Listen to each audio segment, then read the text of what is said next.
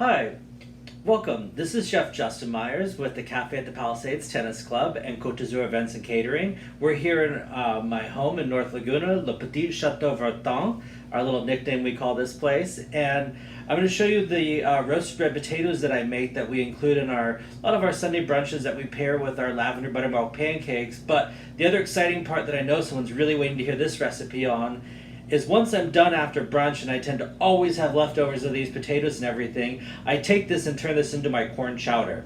So what we do here with red potatoes, we just take them and we kind of dice them up nice and fine.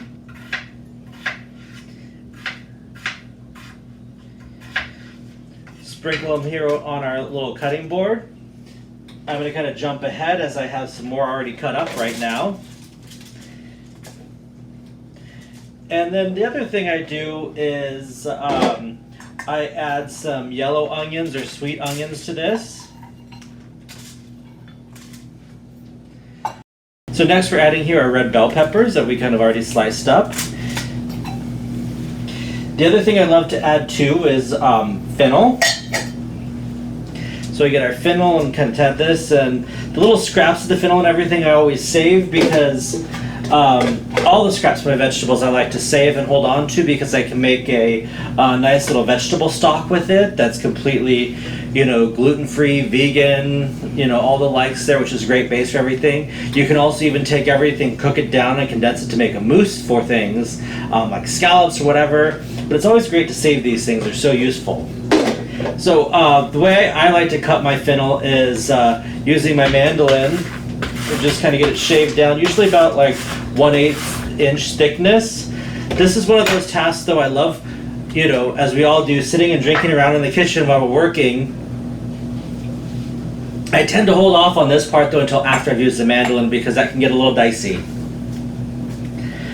So the other thing that's also really great to add on, but I don't have it right now, are leeks.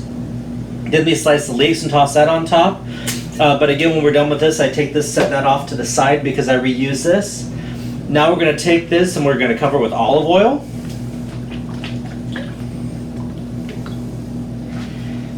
Then we take our spice blend here, the eggs and potato blend that I get from the spice merchant. This has coriander seeds, which are, they give this great flavoring to it. Tarragon, rosemary, parsley. So it's all nice little savory blend. Mix this all together. Then we're going to stick it in our oven for about 30 minutes or more, and at 425.